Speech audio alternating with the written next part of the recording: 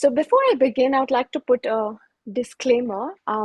This is just to let every one of us know that whatever is prepared is taken from these various psychologists, and also a little of my own understanding, my own learning, and you cannot substitute this for professional therapy. So if you are going through a traumatic, if you have been through a trauma or are still living in a traumatic situation, I request you to kindly reach out for professional help.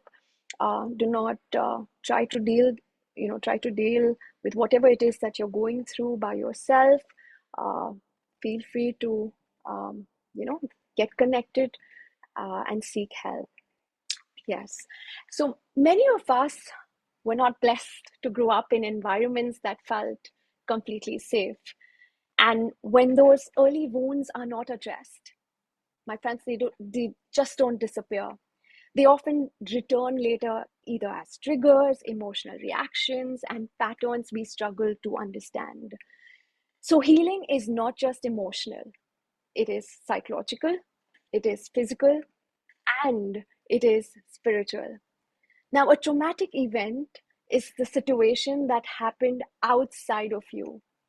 But trauma is how your body and nervous system responded inside of you and how it continues to react even years later.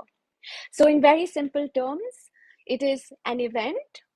So, the event is what happened, and the trauma, which is what happened to your body, which felt it, stored it, and then perhaps learned from it.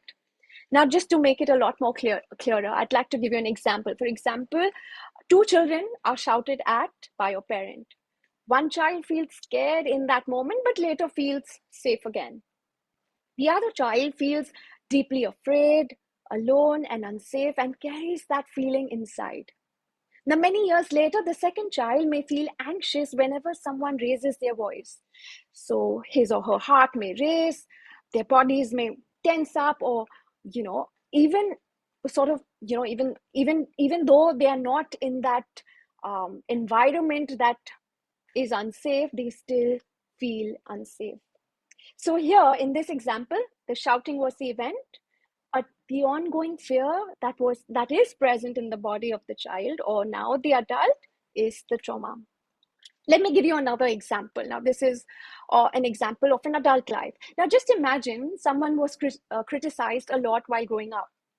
As an adult, even small feedback feels overwhelming. So this adult may overthink, feel anxious, or perhaps just shut down. So here, the criticism was the event, but the body's reaction may be tight chest, fear, anxiety. That is the trauma. So it's not just what happened to you, but how your body experienced in that moment. So when something feels like more than you can handle, your system gets overwhelmed, and that's when trauma can form. So just to break that down, trauma forms when something is, number one, too much. What do I mean by too much? When something feels bigger than what you can emotionally handle at that time. So let's say a child is being constantly criticized, who has been constantly criticized, may feel, I can't take this anymore. Even if nothing extreme happened, it still felt like too much for their heart to take. Number two, too fast. So if something happens suddenly without giving you time to process, now this could look like a sudden accident. It could look like a shocking betrayal or unexpected bad news. Your body doesn't get the time to understand, and so it goes in shock or fear. Number three, too overwhelming. When your emotions feel so intense that you really have absolutely no idea what to do with them. For example, let's say you feel extreme fear, or you feel extreme helplessness or confusion as a child, maybe because you've been in an environment, in a place where there were constant conflicts between your parents. You haven't really had a very healthy childhood, you've not really had a very good childhood at home. You didn't have the ability to process those big emotions then. So those extreme fear, those extreme helplessness, that confusion is carried on when you grow up as an adult. Number 4, too unsafe. When you feel physically or emotionally unsafe. Let me give you an example. Let's say as a child, you have been brutally, in the name of being disciplined, you have been brutally beaten, or you've been molested, or been verbally abused. Your body learns at that time that I am not safe. And so it carries that feeling forward even when you are in a safe situation later. And the last, which I feel is the most important, is you've experienced this trauma alone. So this is one of the most important um, part, because trauma deepens when there is no one who's there to comfort you, to support you, or help you process what happened to you. For example, a child who's going through fear or pain and had no one to talk to experiences that trauma. But if someone were to be there, if someone were to be there and tell this child that, maybe expressed, or maybe sat him down or sat her down and explain the entire scenario, or been that help of support, asked what that child was feeling, and the child would express, then that would have made the situation not turn into a traumatic one. So just to summarize, trauma is not just what happened, it is about whether in that moment you felt overwhelmed and alone without support. Once we understand this, we begin to notice how trauma quietly shows up in our everyday life. So, trauma to some may look like hypervigilance. What do I mean by hypervigilance? Is someone who's always being alert, difficulty relaxing, trouble sleeping, or maybe feeling edgy even when there's absolutely nothing to worry about. It may also look like shutdown or numbness. For example, just zoning out, you know, emotionally getting disconnected, withdrawing. And this is one aspect where I want to emphasize is spiritual striving. So here's where someone will just keep praying and praying and praying, but not able to feel peace.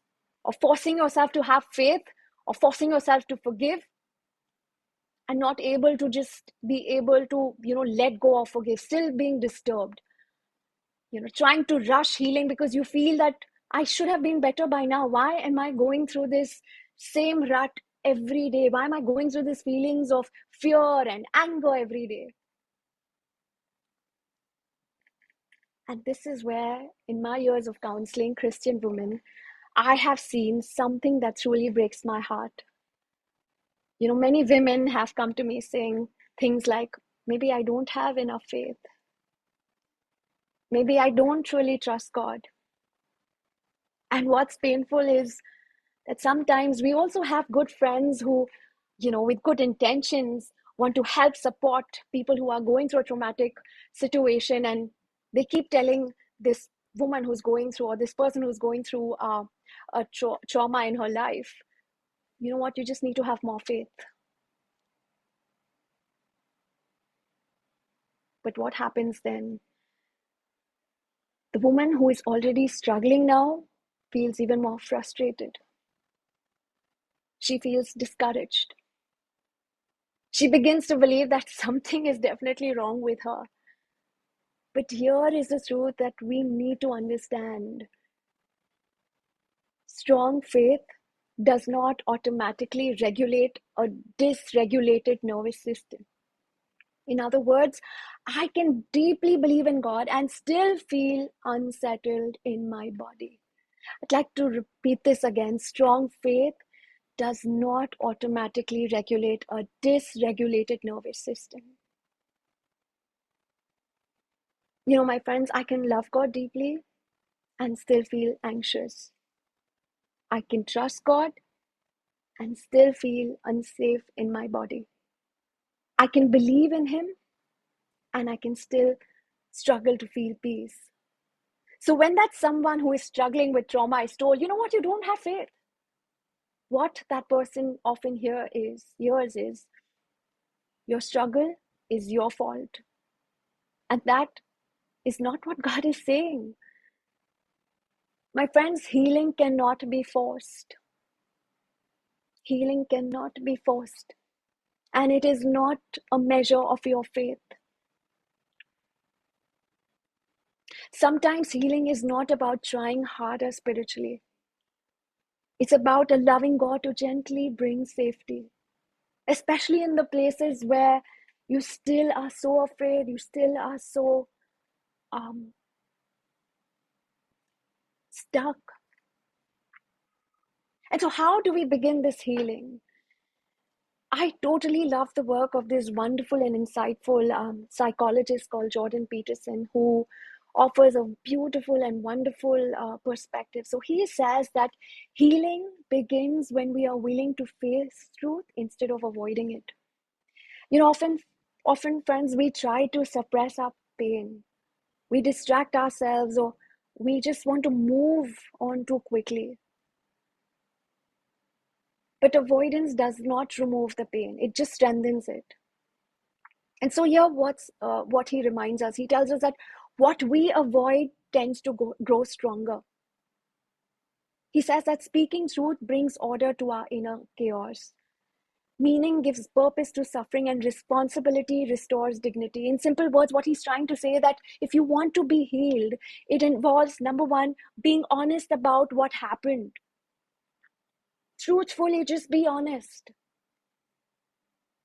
It involves putting your story into words. So let's say you've gone through a trauma when you were small, putting that, whatever that story is, into words. It involves moving toward meaning instead of resentment. You know, many a times we can just get stuck in this segment because it's so difficult. Someone else has caused pain to you, so it's so difficult to let go. Or perhaps you are angry with your own self. Why did I allow that to happen to me? It involves facing fears gradually, not trying to fix it quickly or hoping that I change fast or I get out of this fear segment quickly. No, just being a little patient and just allowing your body to face that fear. And finally, it involves taking responsibility for your healing. So, my friends, even if the pain was not your fault, you take that responsibility for your healing. And I think this aligns deeply with our spiritual truth. Freedom begins where honesty begins.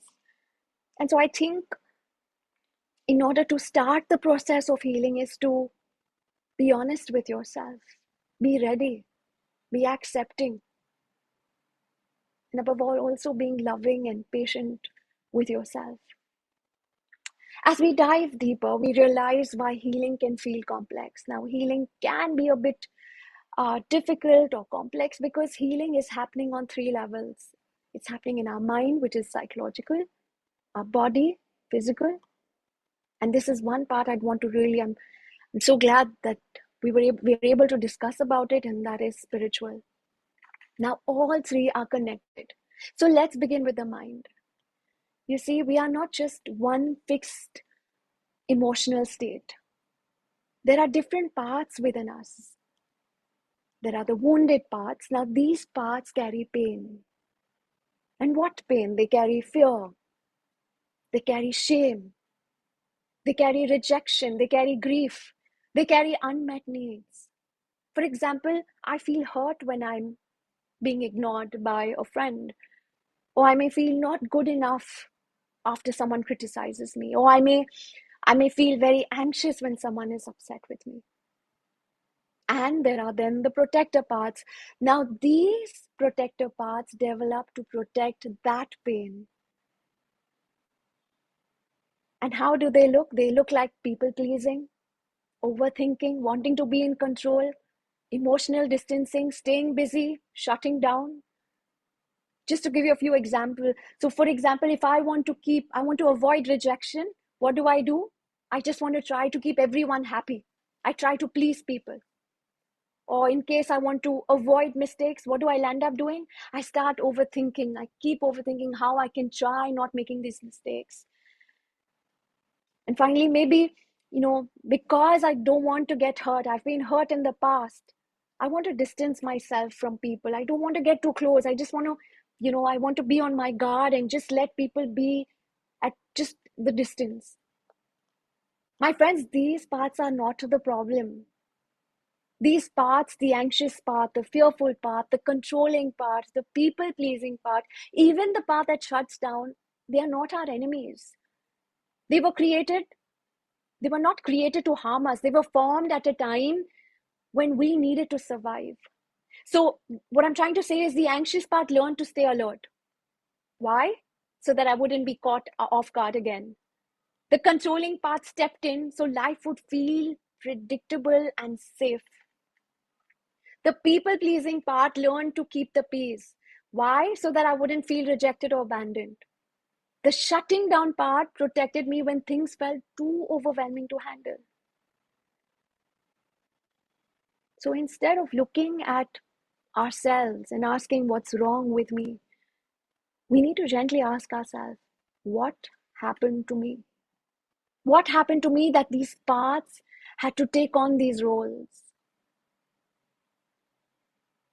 And that one shift, my dear friend, that one shift from judgment to understanding, from frustration to compassion changes everything. Because healing does not begin when you fight yourself. Healing begins when you finally understand why you became the way you did. And then you just allow God to meet you there. We now move into the body. Now, trauma is not just something we remember in our thoughts. It is something that our body also stores. So our mind may move on, but our body remembers what it once felt. And how does the body respond? So if something felt unsafe in the past, our body learned to protect ourselves. And sometimes it continues to protect us even when the danger is no longer there. And this can look like, our heart racing when someone raises their voice, or we feel anxious even in a calm situation. Or maybe during conflict, we may just shut down, go silent, or, draw a blank. To give you an example, let's say a woman may feel fine until someone speaks sharply to her.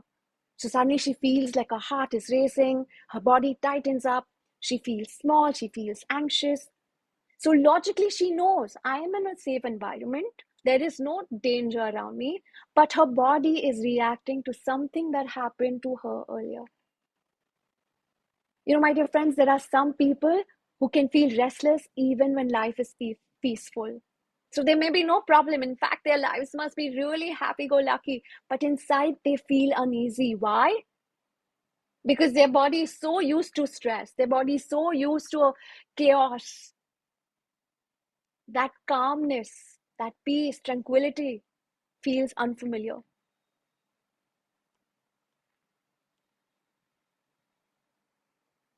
Let's say in an argument, instead of responding, I may suddenly go quiet.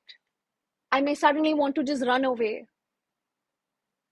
It's not that I don't care. It's not that, you know, I don't want to be involved. I may want to say things. I may want to protect myself and say things, but because I have seen my parents when I was small fight, now when I look at my husband and he says things and I want to voice and express myself, I get scared because of the past. So I just keep quiet. And I just want to shut down and I just want to leave that conversation.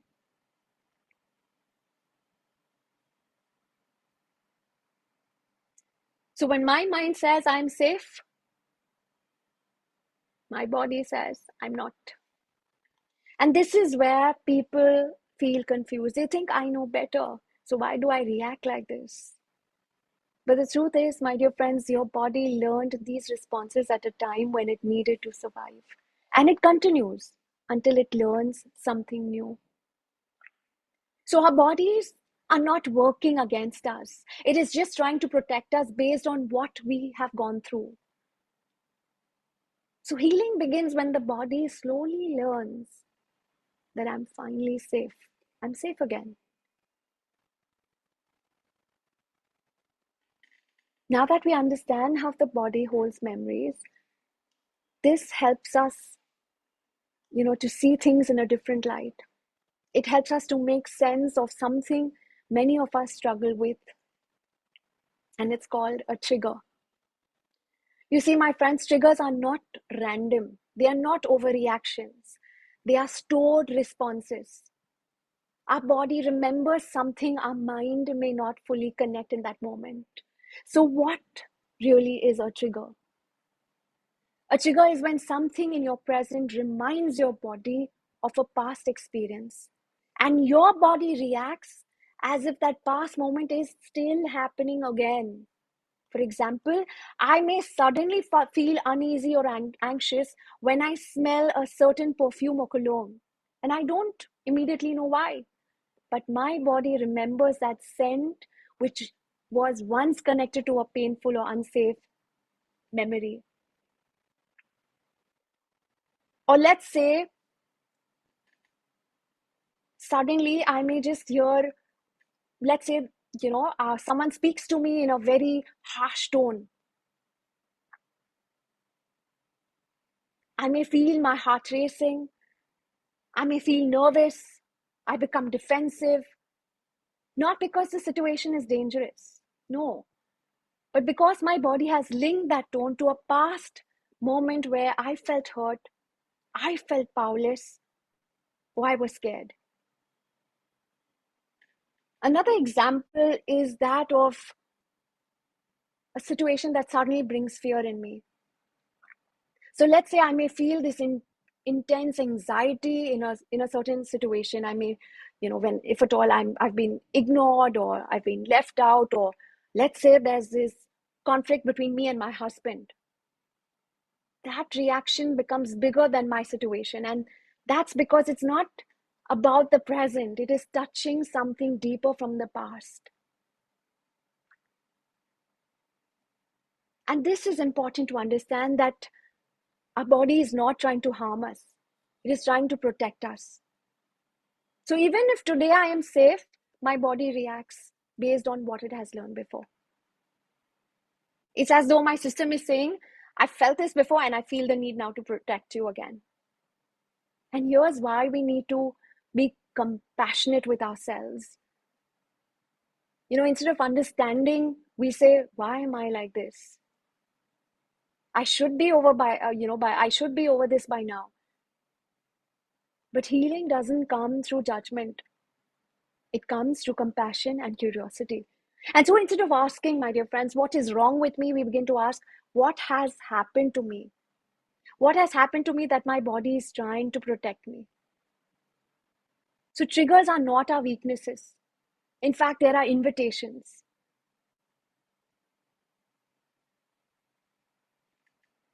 And as healing, and now I want to move on to what happens when healing begins. I remember there was this one client of mine, and she stayed with us in my center for a week. She's out of Mumbai, and she was undergoing severe depression. And towards the end of towards the end of our session, we're almost done with the main aspect of her traumatic event. We're coming towards healing, and she suddenly starts yawning, and that was the first time I couldn't tell, and I couldn't make out what's happening. And I was wondering, why is she yawning so much? Am I that boring? It came to a point where I actually was getting annoyed, and I wanted to tell her, hey, listen, do you want to stop session? Should we just leave? And I really thank God that I chose not to do that, because at that time I didn't really understand. I didn't know that the body releases stored stress, and how it releases it by the person crying, either the person sighing, maybe some tingling or warmth feeling in the palms or the body, yawning, and of course emotional release. So this is not weakness. This is the body completing what it could not complete before. And now we come to the spiritual aspect. And here's where many of us struggle. We keep asking ourselves, if only I had faith, I would have been a lot more better. My situation still seems to be the same, but that is not true. So why do we struggle, and what do we struggle with? I believe we struggle with surrender. You may say, I trust God, but your body still feels unsafe. So that's when surrender becomes difficult. Because surrender is not a decision. It is a state that the body learns over time. So I may pray, Lord, I surrender, but I may still feel anxious. Does this mean that I lack faith? No. It means that there's a part in me that is still trying to feel safe. And then what do we do? Without realizing and understanding this aspect, we keep on forcing healing. We keep on praying, and then that leaves us frustrated. And so, my dear friends, true surrender is not forcing peace. It is allowing God into the place where there is no peace. And it's not easy. It's not easy. In fact, I feel we still need to know the true meaning of surrender. In our head, we know that we need to give this to God. We may even say it. We may even say, Lord, I'm giving you this event. I'm giving you whatever happened to me. But then I don't know, do we really place it from our hearts? And it's not an easy, it's not easy. It's really not easy to surrender. And one of the reasons what I feel why it's not easy to surrender is because we are so used to wanting to take control. We just feel the need to go and do something. Or maybe because we've not had a father in our lives who were there for us. And so trusting, we're not able to trust our earthly father. And so then suddenly to put your gaze on your heavenly father is something that most of us struggle.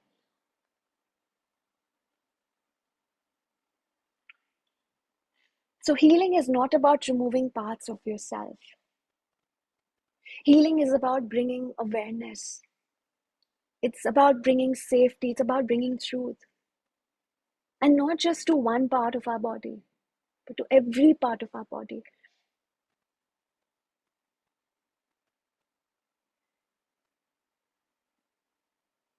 And I'd like to say, which I truly believe, that as a psychologist, what God can do within seconds or even a moment, science takes time. And so it's so important to have God in that equation of ours.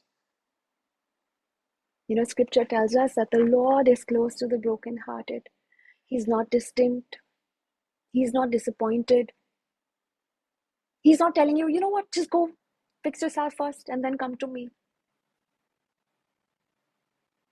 He doesn't turn away from our pain. He doesn't say, what's this? How much time? No.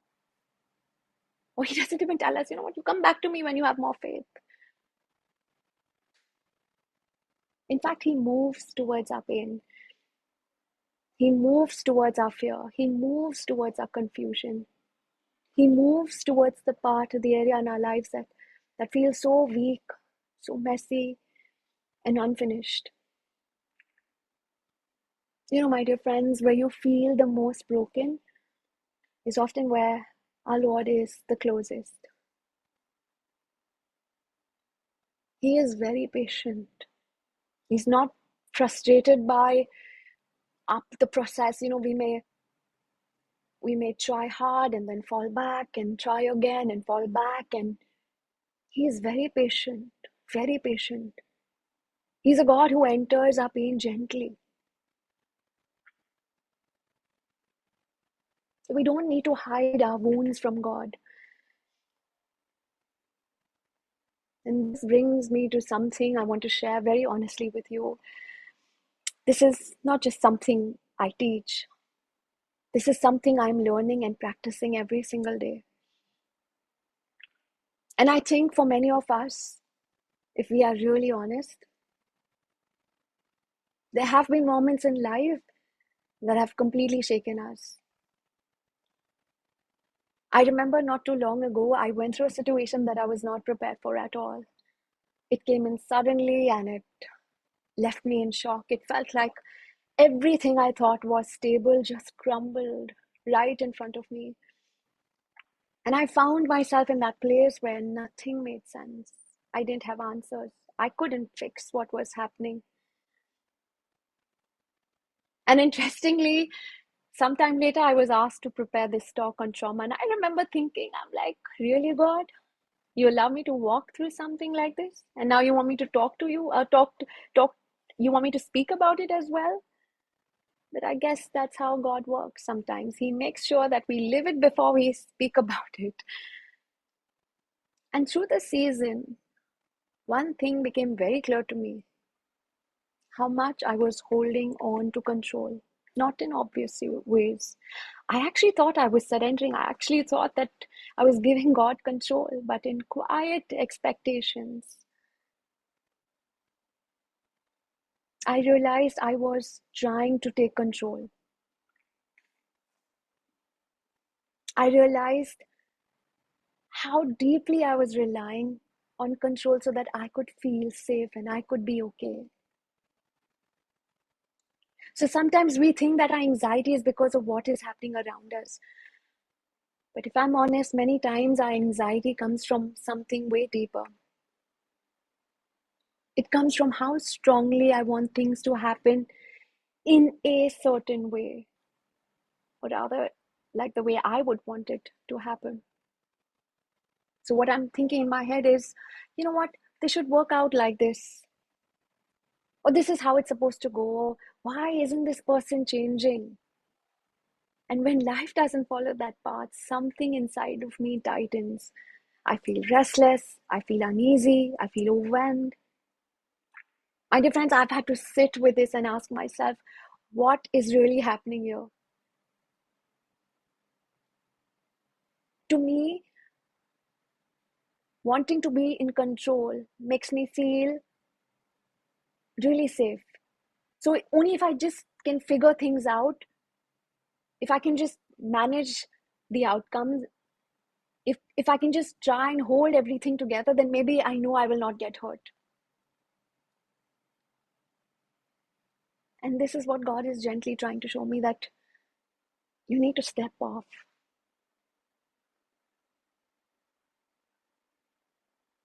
That you need to learn to trust. So it's not that I don't love God. It's not like I don't believe in Him. But because when I let go, if I step out or step back, I feel very vulnerable. And so surrender for me is not like this one big moment. It has been this very small, very real daily choice. Some days, my friends, it feels so difficult. It feels so difficult. I remember saying, Lord, I don't understand the situation, but I choose to trust you. Some days it's even more harder. Some days I take it back again. And then again, I have to come back and say, God, I'm holding tightly again. Just help me release this. I'm learning how to surrender slowly, And I've realized that surrender is not about doing it perfectly. It's about coming back again and again and again. It's like, maybe you're brushing your teeth or going to the gym. You don't lift weights only on one Monday morning and then expect to have strength and muscles for the rest of your life. Do you? No. You don't do it once and say, I'm done. You come back to it daily. In the same way, surrender is choosing trust again, releasing control again, opening your hands again, And maybe this evening, this is what the Lord is saying. This is what He's inviting each and every one of us. He's saying, I don't want you to, today He's saying, I don't want you to fix anything.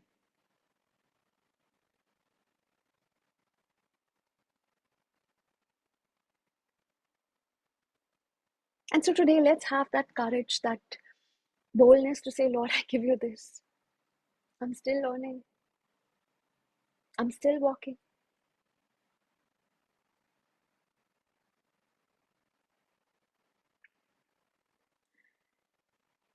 There was this one beautiful biblical verse that really touched me in the last few weeks.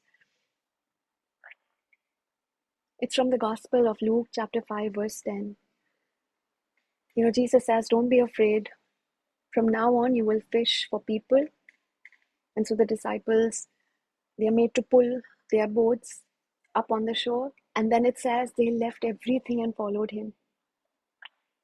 They left everything, not just things. And I'm wondering what those things would have looked like. Their security, their income, their plans, their familiar life. And so this evening, in a very personal way, that same invitation is extended to you and to me.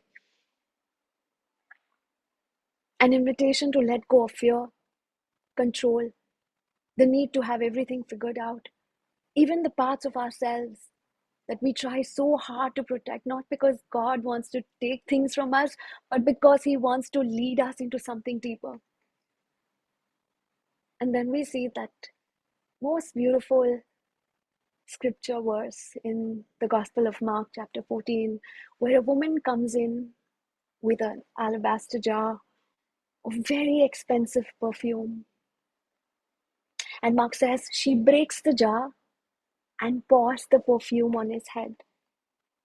My dear friends, it doesn't say that she gave very little. It doesn't say that she measured and she poured the oil, the perfume. It says she broke it completely. And I'm thinking that jar was not just perfume. It was her most valuable possession. It was her security. It was something that she could hold on to.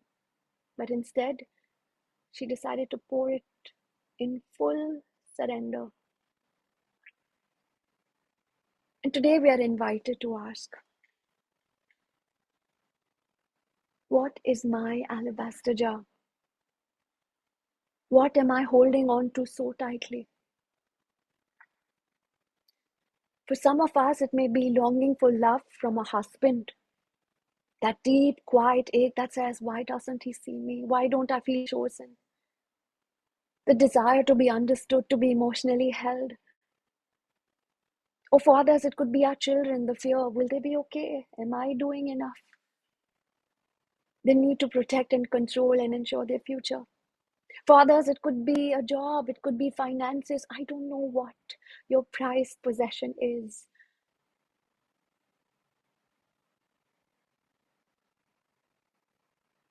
And so I request you, my dear friends, right now,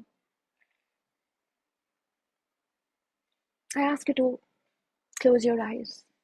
Don't get distracted, just close your eyes. And I want you to know that the Lord is not going to force you. So even if you're not ready to come before Him with your alabaster jar, with your prized possession, He's not going to force you. In fact, He's going to be patient and say, you know what, daughter, take your time. Whenever you're ready, you don't have to do it tonight. You don't have to do it right now. I am in no hurry. I don't want to rush you.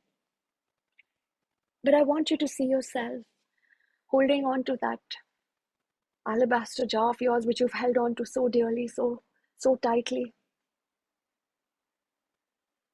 And that jar could be maybe your spouse, it could be your control, it could be your fear. That jar could be maybe the longing of wanting things, your heart's desire, your anger.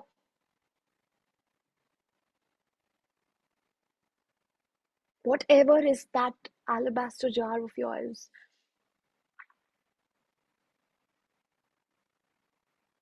just come before the Lord right now.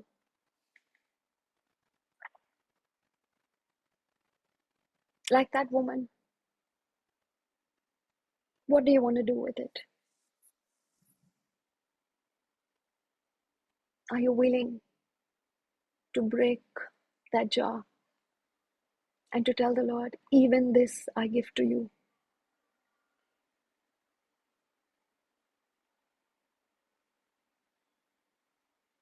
I kid you not, my friends, what you are holding on to, no matter how important it feels, cannot compare to what God desires to give you.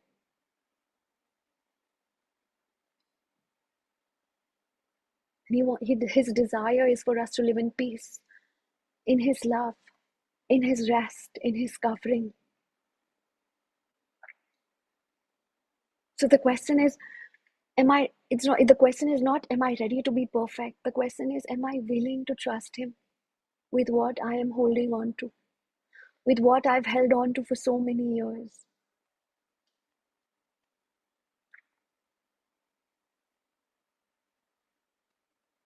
Because surrender, my dear friend, is not about losing. It is about finally placing your life into the hands of a God who knows how to restore it. So I just want you to come before the Lord, and only if you're ready, like I've mentioned before, only when you're ready, and if you're ready, come and break that jar.